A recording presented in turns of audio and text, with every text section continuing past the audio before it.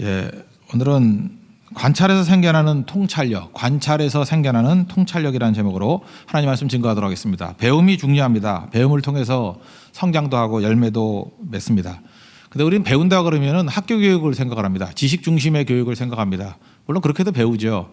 근데 진짜 지혜로운 분들 보면요, 많이 배우지 못해도 지혜로운 분이 있습니다. 그런 분들 보면 관찰을 통해서 배우는 거예요. 그러니까 사실은 학교 교육이요, 우리로 하여금 관찰을 다 없애버렸습니다. 그래서 대중적인 지식이죠. 누구나 다 하는 거, 네이버 지식 같은 거 누구나 다 하는 거, 사실 그건 지식이라고 할 수도 없는데 상식인데, 그죠? 관찰을 통해서 개인만이 느끼는 파워와 깊이, 딥 앤 와이드, 깊이와 넓이가 있는 지식을 얻을 수 있다는 것입니다.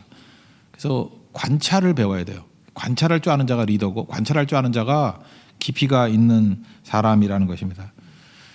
우리 목회자들 있죠. 신학교 가면은 설교 안 가르쳐줘요. 설교 학점이 뭐 2번인가 있는데 설교 그리 잘 못하시는 분이 가르쳐요. 예. 설교학 교수가 설교를 못해요. 예.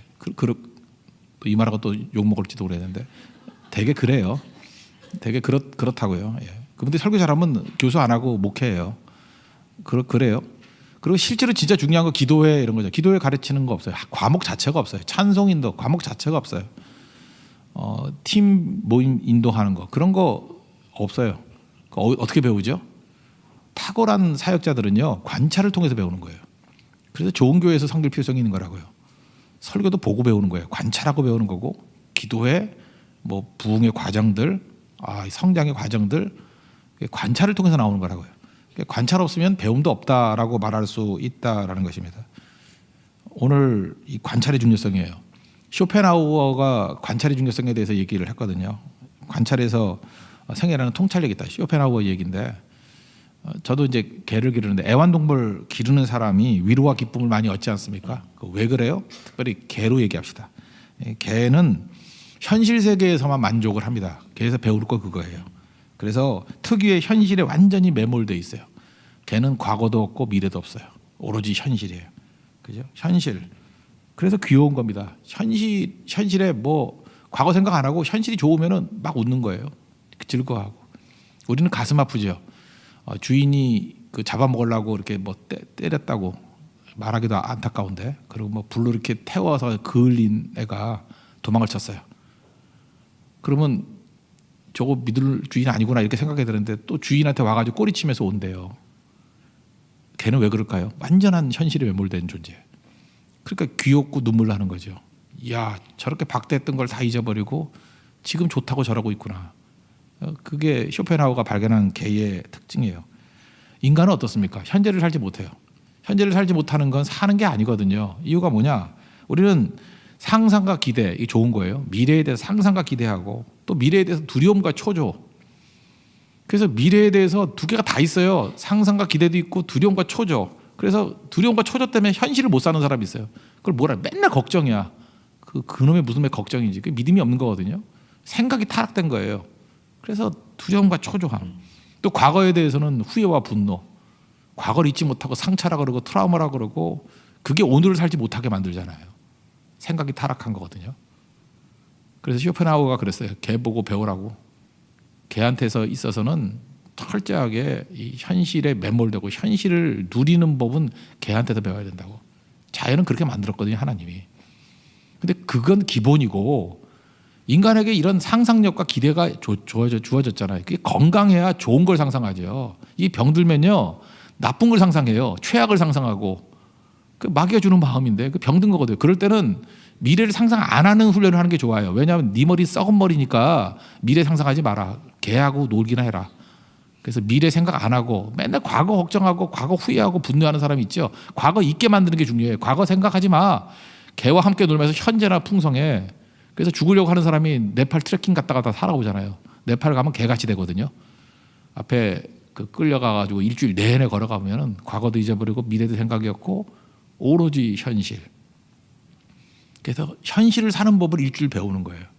묘하죠. 그러면 살아날 생명의 소망이 생긴대요.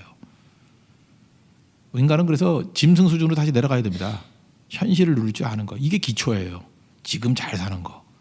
그래야 과거도 유익이 되고요. 미래의 기대와 상상으로 나아갈 수 있다라는 것입니다. 이게 관찰이에요. 오늘 그 위대한 한 여인에 대해서 설명하고 싶어요. 기생 라합인데 이 사람은요 이스라엘 백성들하고는 달라요. 이스라엘 백성들은 엄청나게 많은 말씀과 계시와 기적을 받잖아요. 그러니까 믿을 만한 요소라 그러면 정말 많은 걸 받았죠. 근데 안 믿어요. 근데 기생 라합은 이방인이에요. 근데 오로지 관찰과 소문, 정말 흐릿한 거죠. 누가 전해주지도 않았어요. 관찰과 소문을 통해서 하나님을 믿고 영접해서 하나님과 연결이 된 존재예요. 이거 보고 좀 배우라는 거예요. 우린 기생 라합보다 훨씬 나은 조건이죠. 기생 라합은 이렇게 관찰하고 흐릿한 소문을 붙들고도 이렇게 믿음의 용장돼 성경에 기록될 정도의 인물이 되었다. 그렇다 그러면 우리 지금 말씀이 부족한 게 아니죠. 우리도 이 말씀 붙들고 믿음의 세계로 들어가는 모습이 있어야 된다는 것입니다. 기생 라합은 불리한 조건 투성이죠. 뭐 성경에서 볼 때 이방인이잖아요. 가나안 여인이었고, 그 다음에 진멸의 대상이죠. 그러니까 그리고 기생 뭐 좋은 직업 아니라는 거 아시죠? 멸시의 대상이고, 한마디로 해서 라합 그러면 노바디예요. 노바디, 아무것도 아닌 쓸모없는 존재. 노바디, 뭐 먹고 사는 거에 연연해 하는 존재예요. 노바디. 그런데 절망 가운데 있는 라합에게 소식 하나가 들려왔어요. 그걸 잘 관찰한 거죠. 요단 동편에 있는 그 왕들 있죠. 그 헤스본 왕 시혼과 바산한 왕 옥, 그게 이제 두 지파 반이 머물던 땅인데 거기에 박살이 나버렸다. 그러니까 소문 듣고 야 대단하네. 또 소문을 들어보니까 홍해를 넘어왔더라. 홍해를 가르고. 뭐 이런 소문을 들은 거예요. 그때 생각했던 게 우리가 믿는 바알신하고는 격이 다르구나. 내가 바알신 믿다가 이거 뭐 하나도 풀린 게 하나도 없는데 이게 뭐 소망도 없고 내가 그 하나님 믿어야 되겠다라고 마음을 먹은 거예요. 내 마지막 희망을 거기에 두겠다. 여러분 하나님 믿은 다음에 무슨 결심을 하셨습니까? 이런 라합과 같은 결심이 있어야 돼요. 내가 거기에 인생을 걸겠다. 이거 외에는 내가 살 길이 없다. 그리고 준비한 거예요. 이제 언젠가는 정탐꾼이 오겠지. 스파이를 보낼 거거든요. 그리고 직업이 여관아니에요. 주막집. 분명히 우리 집에 올 거다. 아니면 이제 옆집 비스무리한 데 올 거다. 그러니까 그때 내가 어떻게 행동해야 될지를 품어줘야지. 그래서 이 기생 라합이 하는 행동들을 보면은 이게 사전에 준비된 행동입니다. 그죠? 어디 숨으라고 3대에 숨으라 그러고, 그 다음에 그 찾으러 온 사람에게 거짓말도 잘하죠. 뭐 어디를 갔다 그러고, 그다음 나오자마자 그 성벽물에서 내리는 것도 알려주고, 지금 가면 안 되니까 3일 동안 산속에 숨어 있으라 그러고. 이거 순식간에 나왔다고 믿는 사람이 있어요? 그럼 천재게? 이거 라합이 이런 천재 아니에요. 이거 계속해서 연습했을 거라고. 생각하고 이렇게 해서 품어줘야 되겠다라고 생각을 했다고요. 그리고 떠나가기 전에 그 사람들에게 약속까지 받아내잖아요. 당신들 가면은 반드시 나를 기억해 주고, 나뿐만 아니라 우리 온 가족들 다 구원시켜 달라. 이 라합은 노바디였거든요. 쓸모없는 자였는데 그 전체 가정의 구원자가 되죠. 우리도 마찬가지예요. 믿음 붙들면요, 아무리 천박하고 쓸모없는 자라 할지라도 구원자 됩니다. 에브리바디 돼요. 그 모든 사람들에게 소망이 돼버린다고. 그런데 약속을 하죠. 두 가지 약속을 하잖아요. 한 군데 모여 있어라. 다 무너질 건데 한 군데 모여 있어야 될 거 아니야. 한 군데 모여 있어라. 그리고 붉은 줄을 내리라. 그럼 거긴 치지 않겠다.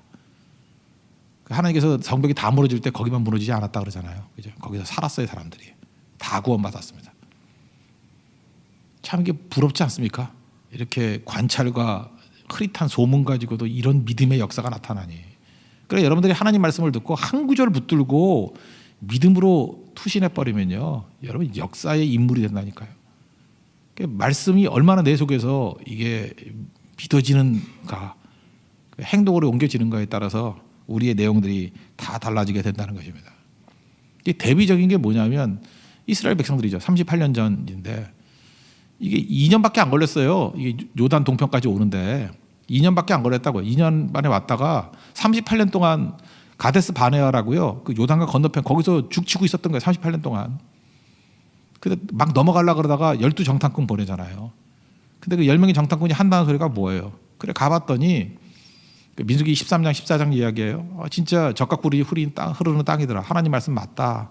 근데 그 다음이 문제죠. 성읍이 강하대요. 그리고 성이 견고하고 힘이 크고 그다음에 뭐 안악자손 있고 뭐 상대방에 대해서 이게 과대 평가예요. 과대. 우리도 그러잖아요. 우리 문제 올 때 문제를 크게 잠깐만 얘기하는 거야. 뭐 이건 큰 문제고 대적이 크고 큰 병이고 뭐 어떻게 되고 최악을 생각하는 게 좋은 거 아니냐. 웃기고 앉았는데 이게 불신의 얘기인데 이렇게 상대의 문제를 막 과장을 막 하고 있어요. 그래서 자기가 메뚜기 같대요. 이러면 죽는 거예요. 근데 여호수아와 갈렙은 안 그랬잖아요. 우리 먹이다, 우리 밥이다. 하나님이 함께 하시기 때문에 하나님을 계산에 집어넣는 인생이 돼야죠. 근데 이 사람들이 어떤 사람들이 이렇게 많은 사람들이 어떤 사람이냐고요.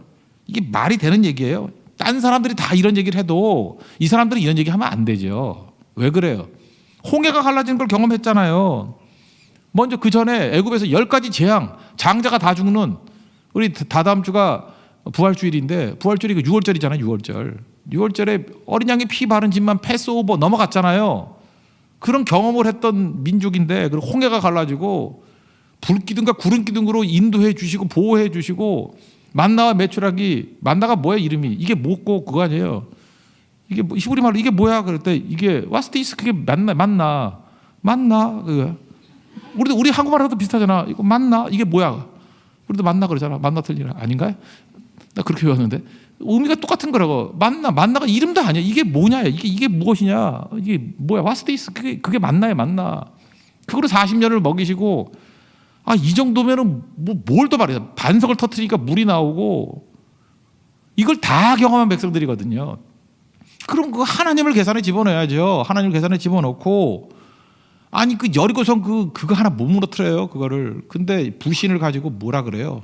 우리는 메뚜기래요. 다 죽었대요. 백성들 그걸 다 경험한 사람이 꺼이 우니까 진짜 하나님 열 안 받아요. 그래서 뭐라 그래 14장에 민수기 14장에 내가 귀에 들린 대로 해주마.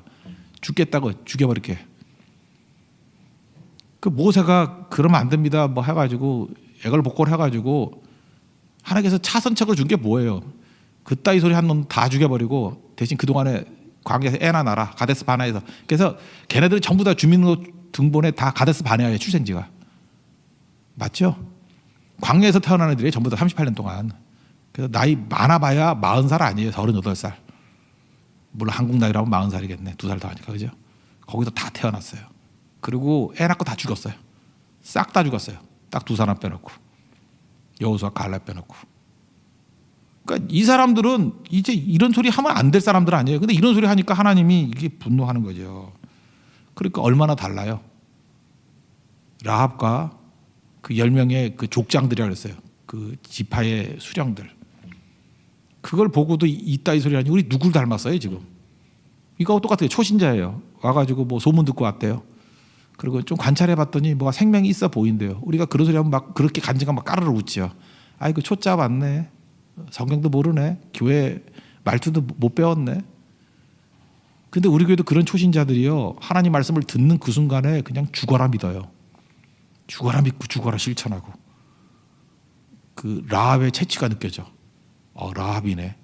라합 하나 왔네. 근데 남자네. 이래서 헷갈릴 때도 있어요. 그죠? 남자예요. 남자인데 라합 같아요. 남자 라합이네. 그렇게 느껴지잖아요. 반면에 이건 뭐 죽어라 뭐 무슨 뭐 4대 때 믿었다느니 뭐 할아버지가 목사고 뭐 아버지가 장로고 하는데 뭐 엄청 들었는데 뭐 결정적인 순간이 오면은 메뚜기래 맨날. 메뚜기고 뭐 문제가 심히 크다 그러고 뭐 이걸 어떻게 돌파하느냐 이걸 해결할 수 있는 사람은 없다고 맨날 뭐 교회 안 나오면 맨날 알아 누웠다 그러고 근심과 걱정이 떠나지 않는다 그러고 뭘 더 말할 게 있어요? 그 말만 하면 하나님이 응답해 주실 거야. 죽여주소서 그러면 알았다 아멘 죽여주마. 그따위로 인생을 살면 안 되죠. 그러니까 기생 라합이 우리에게 주는 건 충격이에요. 충격. 10명의 정탐꾼과 얼마나 다르냐예요. 얼마나 다르냐. 그래서 믿음이라는 건요. 들으면서 안다 그러지만 얼마큼 어떻게 듣느냐에 따라도 달라지는 거예요. 많이 듣고도 이걸 저버리는 어리석은 인생이 있는 반면에 그걸 듣고 이렇게 준비하잖아요. 철저히 준비해서 하나님 앞에 잘 쓰임받는 종이 있더라는 것입니다. 여러분 그래서 하나님과 연결되는 거 그게 1차적인 우리의 목표라는 거예요. 믿음은 하나님과 연결되는 겁니다. 라합은 죽을 수밖에 없는 존재였는데 하나님과 연결이 돼서 살아나게 되지 않습니까? 우리에게도 이렇게 하나님과의 연결, 관찰을 통해서, 소문을 통해서, 우리에게는 확실한 말씀을 통해서 철저히 하나님과 연결될 수 있는 우리 하나님의 거룩한 종 되기를 바랍니다. 연결되면은 제가 우리 교회에서 하던 한 번 더 느꼈던 것 중에 하나가 뭐냐면, 한 번 우리 교회에서 간증을 했던 적이 있어요. 어떤 분이, 제가 누구랑 이름을 얘기 안 할게요. 간증을 했는데 이분이 간증 듣고 선교를 가게 되고 간증 듣고 믿음이 생겼대요. 그래서 간증이 참 중요하구나 이렇게 생각을 했어요. 그래서 제가 가서 물어봤어요. 누구 간증이냐 이렇게 물어봤더니 어떤 아무개 간증이라고 나와서, 이름은 아닌데 정황을 찾아보니까 누구누구의 간증이에요. 근데 그 간증했던 그 사람은 지금 교회도 안 다니고 예수도 안 믿어요. 진짜 그래. 우리 영상도 있잖아요. 지금 그죠? 영상도 있는데 봤어요. 그때는 진실했는데 지금 교회도 안 다니고 교회 난리치다가 하여튼 지금 예수도 안 믿는 것 같아. 자고세라고 있죠. 자고세는 남의 알을 품고 부화시킨다면서요. 이게 영적 자고세하고 똑같구나 그런 생각을 했어요. 다른 사람의 믿음의 간증을 듣고, 다른 사람의 꿈을 듣고, 다른 사람의 체험을 듣고 열매는 이쪽에서 거두고 있구나. 그런 거 아니에요? 사실 하나님이 약속을 받은 것은 10명의 정탐꾼은 약속 안 받았나요? 다 받았죠. 받아서 불순종하니까 맨날 의심하고 메뚜기다 그러니까 메뚜기 밥 만들어 버렸고, 하나님이 그거를 누가 붙들었어요? 그 약속을. 이 엉뚱한 여리고에 있는 기생 라합이 붙든, 노바디 라합이 붙으니까 영광이 임하게 되는 거구나. 여러분, 그래서 주변에 껄렁껄렁한 애들이 있으면요, 걔네들이 받은 약속 다 여러분이 수용하세요. 그러냐? 그럴 수도 있지 하고, 너 받았던 약속이나 말해봐. 그래서 다 받아서 여러분이 믿고 의지하고 순종하면 다 여러분 거 됩니다. 세상은 그래서 살만 나요. 정말 어리석은 자들이 너무너무 많거든요. 꿈은 품는 자의 것이에요. 받은 자의 것이 아니고. 품고 나아갈 수 있는 우리 하나님의 신실한 종 되기를 바랍니다. 그러면 두 번째 단계는 뭐냐? 이제 하나님과 연결되면 생명이 연결됐잖아요. 약속이 연결됐잖아요. 그래서 기생 라합이 했던 거는 기적이에요. 하나님과 연결될 수 없는 사람이 관찰과 소문에 의해서 하나님과 연결됐어요. 믿음이죠. 믿음이 생겼어요. 이제는 믿음을 누리는 단계, 두 번째 단계는 누리는 단계. 이거는 하나님의 시각으로 살라는 거예요. 그러니까 이제 하나님을 믿었잖아요. 하늘과 땅에 하나님밖에 없습니다. 그러니까 이제 이후에 라합의 삶은 어떤 거예요? 하나님을 믿으니까 하나님 눈으로 보는 거예요. 그러니까 이거는 기생 라합이 아니에요. 하나님 수준의 인생을 산다고. 그러니까 우리가 진짜 믿었다 그러면 이제부터 우리는 인간으로 사는 게 아니야. 하나님 수준의 인생으로 사는 거라고요. 약한 존재로 사는 게 아니야. 영광스러운 존재로 살아가는 거죠. 아이작 뉴턴이 그런 얘기 했잖아요. 그 과학자. 거기네 어깨에 올라서라 이런 거. 그러니까 우리는 하나님의 어깨에 올라서서 보는 거예요. 시각이 달라지는 거죠. 하나님의 시각으로 세상을 바라보는 겁니다. 그래서 믿음의 삶이란 게 뭐냐? 믿음 자체가 이제 믿고 난 다음에 이제 바뀌는 거예요. 시각 차이가 막 나타나는 거예요. 그래서 그 사람이 진짜 믿음이 있는지 없는지는 그 사람 보는 거 하고 말하는 거 보면 알아요. 이거 믿는다 그러는데 그거 가짜네. 그거 금방 알아요. 하나님을 받아들이면 하나님의 시각으로 보는 눈이 생겨야 되는데 여전히 맨날 무엇을 먹을까, 무엇을 마실까, 무엇을 입을까 세속적이고, 그럼 아직 멀었다죠. 넌 좀 더 가야 돼 그런 거죠. 그러니까 라합이 메시아의 조상이 돼버리잖아요. 그는 하나님의 눈으로 바라보고 그 세계 속에 편입이 돼버려요. 그게 놀라운 거죠. 하나님 앞에서 우리 이런 모습이 있어야 된다는 것입니다. 여러분 잘 보세요. 이게 10명의 정탐꾼하고 기생 라합하고 차이점이 뭐예요? 시각의 차이죠. 이거 다 보고 난 다음에 하나님이 빠져 있는 거고, 기생 라합은 관찰과 소문에 의해서 하나님을 계산에 집어넣고 하나님의 눈으로 바라보잖아요. 홍해를 가르고 바산왕 옥과 시온왕 헤스론왕 시온을 죽이는 거 보니까 그 하나님은 우리도 무너뜨릴 거라고, 우리 간담이 다 서늘해져 있다고. 그 시각으로 바라보니까 담대해지는 거죠. 그러니까 하나님을 계산해 놓은 인생, 그게 다르다는 것입니다. 여호수아 갈렙도 마찬가지죠. 다 부들부들 따른 게 아니라 그 뭐라 그래요? 민수기 14장 9절을 보니까 야 두려워하지 말라. 하나님이 우리와 함께 하신다. 두려워하지 마라. 저들 우리 밥이다. 시각이 다르죠. 하나님이 함께하는 우리예요. 그러니까 이게 능력과 은혜가 나타나기 시작하는 거죠. 그 비교 대상이 틀리면은 우리에게 좌절밖에 안 줍니다. 저는 이 젊은이들이 자꾸만 얘기를 하는데 뭐 흑수저니 금수저니 이러고 있는데 그 틀린 이론이에요. 마귀가 주는 얘기예요. 그거 세상의 시각에 매몰되면 안 되는 겁니다. 그래 힘들다고 합시다. 그거 뭐 위로해 줄까요? 그럼 뭘 어떻게 위로해줘? 위로해 주면 뭐 바뀌는 거 있어요? 여러분 하루에 10,000원 정도 쓸 수 있습니까? 한 달에 30만 원인데 10,000원 정도 자유롭게 쓸 수 있는 분들 전부 다죠. 하루에 10,000원 못 쓰시는 분 있어요? 있을지도 모르지만 여기는 없는 것 같아요. 내 눈으로 볼 때 없는 것 같아. 없는 것 같아 진짜. 하루에 10,000원은 마음껏 쓸 수 있어요. 그럼 여러분 금수저예요. 전 세계 인구 60억 인구를 놓고 볼 때 하루에 10,000원을 자유롭게 쓸 수 있는 사람은 10%입니다. 6억 명 정도가 하루에 10,000원을 쓸 수 있어요. 54억은요 하루에 10,000원 못 써요. 그러니까 내가 하루에 10,000원을 자유롭게 쓸 수 있다 그러면 여러분은 금수저예요. 10% 안에 든 거라고요. 근데 그런 의식이 별로 없죠. 그게 마귀에게 속은 거죠. 뉴욕 가가지고 월스트리트 가가지고요 1년에 5억 버는 사람이 가난함을 느낄 수 있어요.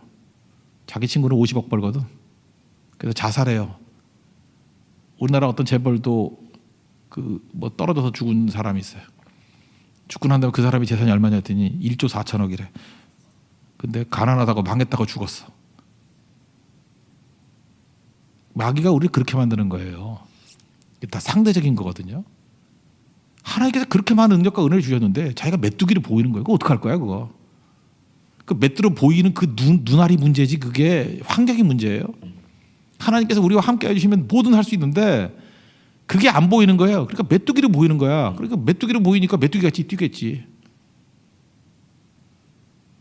시각 차이예요. 시각 차이. 어떤 시각을 가지고 서느냐에 따라서 우리 인생이 완전히 달라지게 된다는 것입니다. 저는 일제 침탈기가 우리에게 주는 최고의 그 악영향은 식민사관이라고 생각해요.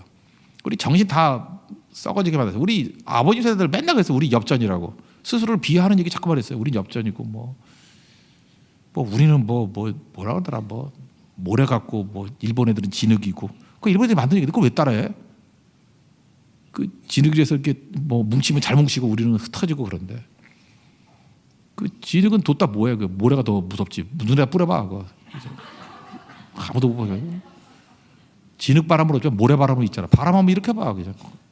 그 생각에 따라 다른 건데. 일본에 하여튼 우리 한국에 나쁜 영향을 미쳤던 사람 중에 또 아직까지도 그 영향을 좋은 영향이라고 말할 수 있나 하여튼 이게 우리가 극복해야 될 중에 한 사람이 고토 분지로라는 사람이에요. 고토 분지로. 최근에 이 사람 책도 나왔대. 옛날 책인데 조선기행록이라고. 동경대 교수예요. 동경대 교수인데 지구과학자예요. 우리 한국에 와가지고요 그 전국을 샅샅이 다 뒤져가지고 조선 전역을 다 조사했어요. 지리학과 나온 사람은 고토 분지로로 다 알 거예요. 물론 지리학과 나와도 공부를 좀 한 사람이 알겠지. 우리나라 산맥이 14개죠. 14개 중에 13개 산맥 이름을 고토 분지로가 지어준 거예요. 태백산맥, 차량산맥, 소백산맥, 노령산맥. 함경산맥 하나만 빼놓고 13개, 14개 산맥이 있다 그러잖아요. 우리나라에. 13개 산맥을 고토 분지로가 지었어요. 근데 우리도 바꾸기 힘들잖아. 그 태백산맥을 또 뭐로 바꿀 거야? 바꾸려고 해도 힘들고. 노령산맥. 이거 바꾸려고 그러니까 이제 노령하다가 잘 못 바꾸겠어. 그래서 지금 그냥 그대로 있어요. 그대로. 그리고 이 사람이 만든 게 한국이 토끼 모양이라는 거야, 한반도가. 그래서 중국의 예를 표하는 모습이래. 토끼 모양 돼가지고 중국의 예를 엎드려서 예를 표하는 거래. 이따위로 해놨어요. 반면에 육당 최남선은 뭐라 그랬어요? 그 소년에는 잡지에 1908년에 나왔죠. 호랑이가 이렇게 웅크리고 있는 거. 그렇다 그러면 중국을 먹으려고 이렇게 딱 도사리고 있는 모습이죠. 똑같은 모습을 토끼로 묘사하고 똑같은 모습을 호랑이로 묘사하고 이거 뭐예요? 시각 차이죠. 일제가 우리 민족을요 이거 벗어나는데 굉장히 오래 걸렸어요. 제가 볼 때 2002년 월드컵 정도 됐을 때 좀 벗어난 것 같아요. 이제 젊은이들은 안 그런 것 같아요. 근데 이게 계속 눌려가지고 메뚜기 민족 만들어버렸어요. 토끼 민족 만들어버렸어. 우리 메뚜기다, 모래다. 그러니까 뭐예요? 다 죽어야지. 그런 의식까지 있으면 하나님 죽일 때까지 그거 쓰이지 않아요. 근데 우리 기독교가 들어와가지고 믿음으로 이게 다 뒤집은 거 아니에요? 우리는 얼마나 무서운 민족인지 알아요? 뭐 세계를 변화시킨다 이건 뭐 약속이니까 뭐 할 수도 있는데 하나님께까지 도전했어요. 하나님 보호자를 흔든대. 이건 전 세계에 해석이 안 되는 거예요. 하나님 앉아 계신데 하나님 어지럽게 만들려고 막 흔들어가지고 어떤 그런 발상을 다 해요. 하나님의 보호자를 흔드는 기도. 이건 전 세계에서 기겁을 해요. 기겁을. 뭐라고? 우리 당돌한 민족이에요.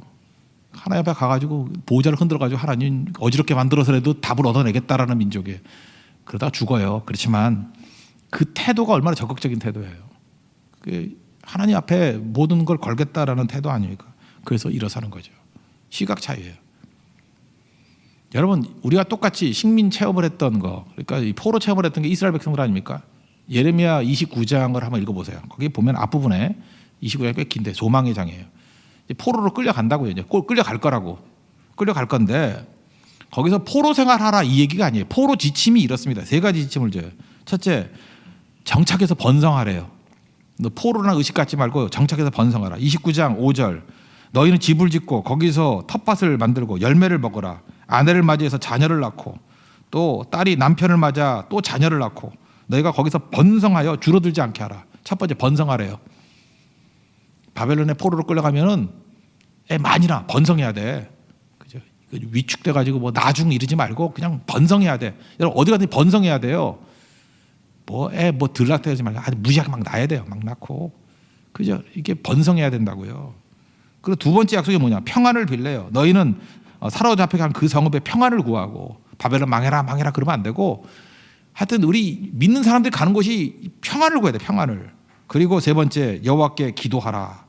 그죠? 그 나라를 위해서 기도하래요. 얼마나 적극적이에요. 이게 시각 차이거든요. 세상 사람들은 너희를 바벨론 포로라 그러지만 아니야. 나는 바벨론에 너희들 새 민족을 만들기 위한 어떤 그 모밭이야. 모판. 자궁이야. 하나님 영적 자궁이야. 거기서 작품 만들어서 돌아오게 만들 거야. 이후에 완전히 달라지잖아요. 거기서 번성해야 되고 평안을 빌어야 되고 기도를 해야 돼. 너희 때문에 바벨론이 복받아. 이게 주인의식이죠. 이게 다르잖아요. 실제로 그렇게 됐어요 안 됐어요? 됐죠. 그래 돌아오게 된다는 거예요. 그리고 회복되게 된 거예요. 우리 새벽에도 얘기했죠. 전과목 양인데 한 과목 가라고요. 근데 우리 같으면 이것도 성적이라 받아왔냐 이렇게 양을 쳐다보는 게 아니라 아버지가 그랬대잖아요. 한 과목만 너무 집중적으로 공부하지 마라. 이게 뭐예요? 잘 되는 거를 보는 거 아니에요. 잘 되는 거를. 여러분들 야곱 그러면 맨날 그 사기치고 속인 것만 기억하잖아요. 근데 성경 히브리서 11장 뭘 기억해요? 그는 예배하는 자였고 그는 축복하는 자였다. 여러분 어떤 사람에 대해서 기억 좋은 거 99가지 다 기억 못하고 뭐 잘못했던 거 뭐 하나 그거 기억하죠. 그게 악한 거예요. 그게. 하나님 시각을 봐요. 이게 주인의식을 갖고 있잖아요. 시각 차이. 아까도 얘기했죠. 사람들과 대화할 때 사람들이 제일 기분 좋아하는 거 자녀들, 뭐 부모와의 관계, 뭐 친구와의 관계, 연인과의 관계 모든 관계가 다 마찬가지예요. 나는 너를 믿는다. 이거 제일 기뻐한다 그러고 나는 참 너를 좋아해. 좋은 사람인 것 같아. 그러면 표현을 해야 된다니까요. 믿는다라는 표현과 좋아한다는 표현을 해야 돼요. 그러지 않으면 절대 몰라요. 우리가 하나님이 아니니까 마음을 모르죠. 근데 표현만 한다고 다 되는 게 아니고 말로 표현한 건 반드시 진심이 뒷받침이 돼야 돼요. 그러니까 지금부터 뭘 해야 되냐면 여러분들 세상이 변화되는 게 내가 변화돼야 되거든요. 일본 선교를 가든지 네팔 선교를 가든지 팀에 들어가든지 무슨 일을 하든지 여러분들이 하나님 앞에서 능력 있게 쓰임 받으려고 그러면요. 여러분과 함께하는 사람을 믿어야 돼요. 그래서 그 사람을 믿어주면 날 믿고 있구나라고 확신이 오면 마음 다 열게 돼 있어요. 그리고 저 사람이 나를 좋아하는구나 이 확신을 줘야 돼요. 믿는다는 확신, 좋아한다는 확신. 그러면 하나 돼요. 모든 벽이 다 깨져버린다고. 근데 인간관계 안 좋은 사람의 특징이 뭔지 알아요? 절대로 사람 안 믿어요. 무슨 상처인지 모르지만 자기도 안 믿어. 그리고 절대 좋아하지 않아. 하면 맨날 남 욕이나 하고 약점 얘기하고. 그러면 악한 마귀가 역사하는 거예요. 그게. 하나님 앞에 나아갈 때도 믿음 가지고 나가야 되고요. 하나님을 좋아해야 돼요. 하나님의 일들을 좋아해야 돼요. 누굴 만나면 믿어야 돼요. 그리고 그를 좋아해 줘야 돼요. 이게 시각이 다른 거죠. 그러면 다 살아나게 돼 있다는 것입니다. 하나님 앞에 이런 시각 가지고 살아가십시오. 그래서 신앙이란 건 해석이에요. 해석. 라합과 같이 해석을 하는 거예요. 그죠?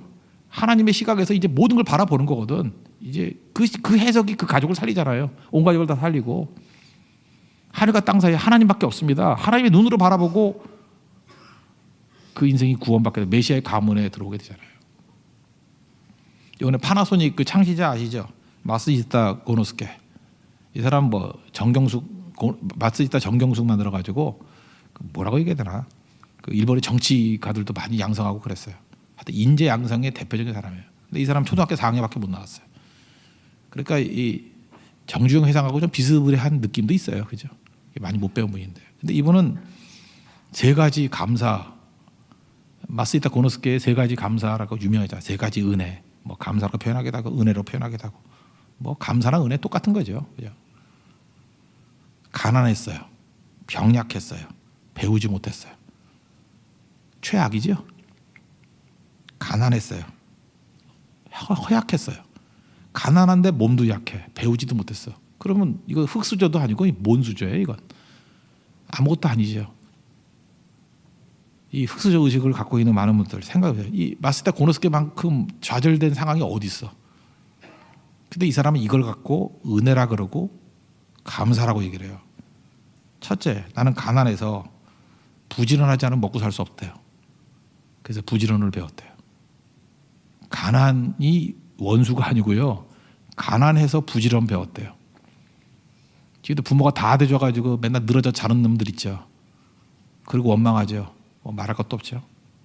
마스이타 고노스케 이 정신이 있는 거예요. 가난해서 부지런 배웠다. 허약해서 건강 관리하는 거 배웠대요.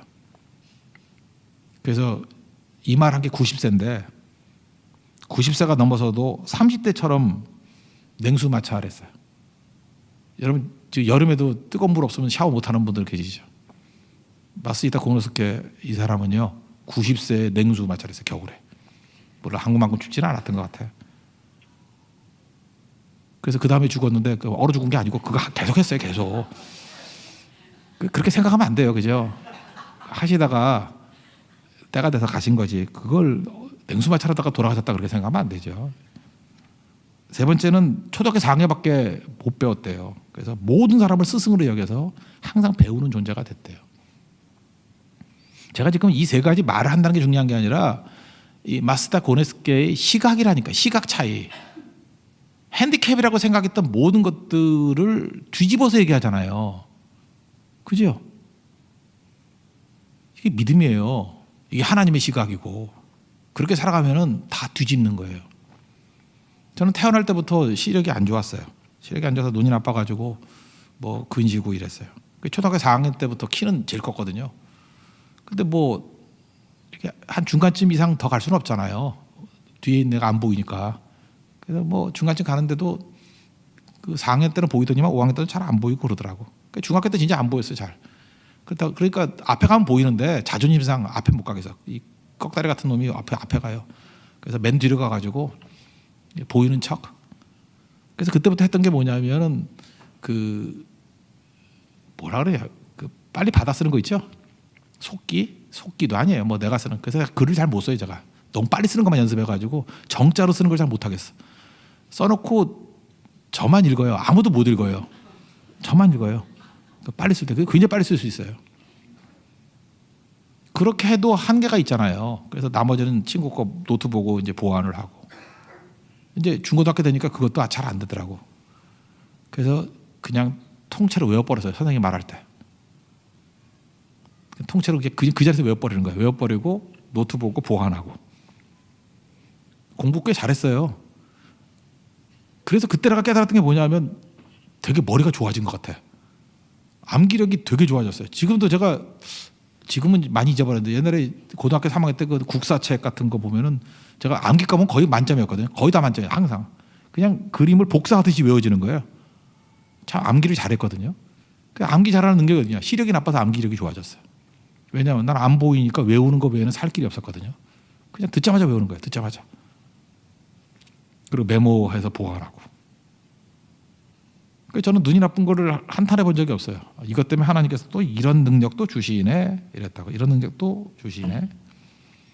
대학교 가니까 처음으로 그때 이제 타자기 이런 게 워드프레스 나오기 전에 타자기가 있었어요. 그때는 여러분 아세요? 기계식이라고 이렇게 쉽어서 누르면 막 통째로 올라가고. 그걸 내가 그때 여상 나온 애들만 타자 쳤는데 저는 도저히 알아볼 수가 없기 때문에 타자를 배웠어요. 4벌식부터 배웠어요.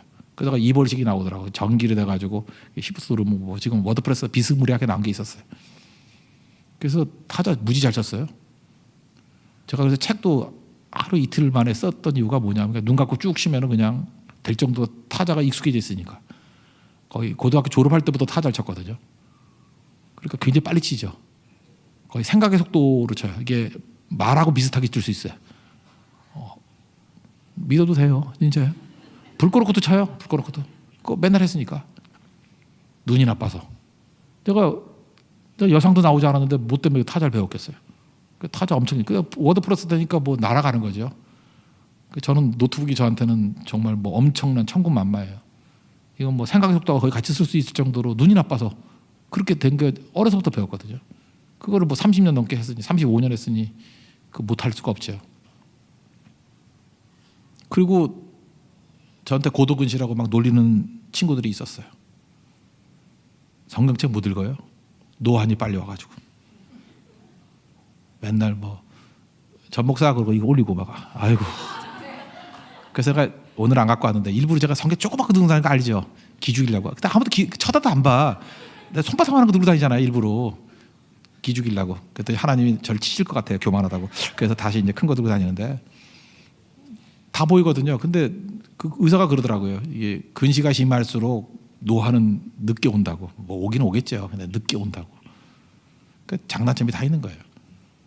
그러니까 저도 똑같은 그 근시 때문에 오는 거에 대한 감사가 나오잖아요. 아, 근시 때문에 내가 그 암기력이 뛰어나게 됐고, 이 근시 때문에 눈이 나쁜 것 때문에 내가 타자도 빨리 배워가지고 훨씬 효율적인 인생을 살게 되었고, 또 이게 근시 때문에 눈이 나쁜 것 때문에 저는 책 보는 사람이잖아요. 이게 사실 돋보기 끼고 그러면 책 오래 못 보거든요. 근데 책 보는데 지장이에요. 멀리 볼 필요는 없어요. 멀리 봐야 뭐 할 거야. 가까이 있는 책이 중요한 거니까. 그죠? 그러니까 그렇게 생각하면 다른 거죠. 이게 바로 뭐예요? 해석의 능력이에요. 하나님 믿고 의지하면 이렇게 변화가 된다는 것입니다. 이런 능력으로 여러분들 변화받는 믿음의 종 되길 바랍니다. 하나님께서 여러분이 주신 것들이 다 귀한 것입니다. 귀한 거 붙들고 주님 앞에 잘 쓰임 받는 종 되기를 축원합니다. 자리에 일어나겠습니다. 내 모습 이대로 찬양하겠습니다.